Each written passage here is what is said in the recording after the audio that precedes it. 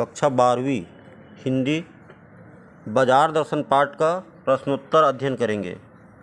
Question number 1, बाजार का जादू चढ़ने और उतरने पर मनुष्य पर क्या क्या असर पड़ता है। बाजार का जादू चढ़ने पर जिस प्रकार चुंबक लोहे को अपनी ओर खींचता है, उसी प्रकार बाजार का जादू चढ़ने पर मनुष्य उसकी ओर आकर्षित होता है। उसे लगता है कि मैं यह सामान भी लूं। उसे सभी वस्तुएं अनिवार्य तथा आराम बढ़ाने वाली मालूम होती है। बाजार का जादू उतरने पर प्रभाव। मनुष्य पर बाजार के जादू उतरने पर यह प्रभाव पड़ता है कि फैंसी चीज़ों की बहुलता उसके आराम में मदद नहीं देती, बल्कि खलल ही डालती है। उसे लगने लगता है कि इसमें थोड़ी देर गर्व जरूर महसूस होता है, पर इससे अभिमान की गिल्टी और खुराक ही मिलती है।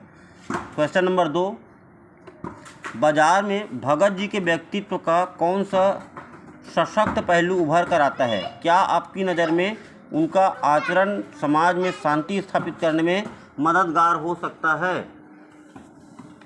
भगत जी पर बाजार की चकाचौंध अपना प्रभाव नहीं डाल सकी। वह खुली आंख, तुष्ट मन और मग्न भाव से चौक बाजार में से चले जाते हैं। वे एक छोटी सी पंसारी की दुकान पर जाते हैं, क्योंकि उनको केवल जीरा और नमक खरीदना है।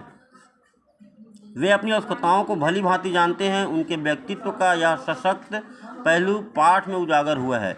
निश्चित रूप से ही उनका आचरण बाजार से शांति स्थापित करने में मददगार हो सकता है। ऐसे आचरण वाले व्यक्ति बाजार से लाभ उठा सकते हैं और बाजार को सच्चा लाभ दे सकते हैं। इससे आपसी सद्भावना उभरती है और मानवीय गुणों का विस्तार होता है। अगला प्रश्न, बाजारूपन से क्या तात्पर्य है। किस प्रकार से व्यक्ति बाजार को सार्थकता प्रदान करते हैं, अथवा बाजार की सार्थकता किसमें है। कपट को बढ़ावा देना ही बाजारूपन का अर्थ है। इसके बढ़ने से परस्पर सद्भावना में कमी आ जाती है। इससे मनुष्य आपस में भाई भाई, मित्र या पड़ोसी नहीं रह जाते। वे आपस में केवल ग्राहक और विक्रेता की तरह ही व्यवहार करते हैं। इसमें एक की हानि, दूसरों को अपना लाभ दिखाई देता है। बाजारूपन में शोषण अधिक और आवश्यकताओं का आदान प्रदान कम होता है।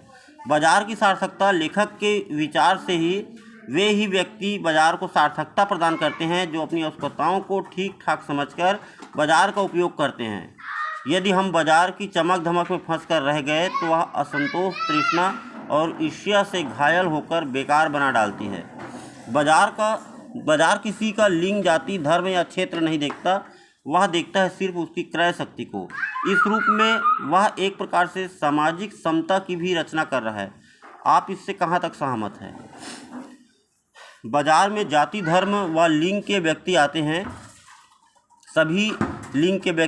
बाजार में सभी जाति, धर्म, लिंग के व्यक्ति आते हैं और वे अपनी आवश्यकताओं अनुसार वस्तुएं भी खरीदते हैं। बाजार एक ऐसी संस्था है जहां सभी मनुष्य अपनी आवश्यकताओं की पूर्ति हेतु जाते हैं। वहां किसी ग्राहक का धर्म, जाति, क्षेत्र तथा लिंग नहीं देखा जाता। बाजार में मनुष्य के पास एक ही चीज़ देखी जाती है, वह है उसकी क्रय शक्ति, अर्थात यह कि वह कितना पैसा चीज़ों को खरीदने में व्यय कर सकता है। जाति, धर्म, क्षेत्र और लिंग का भेद न रहने से बाजार सामाजिक समता का रचयिता कहा जा सकता है। लेकिन आर्थिक सामर्थ्य की दृष्टि से अमीर और गरीब ग्राहकों में भी यह भेदभाव होता है।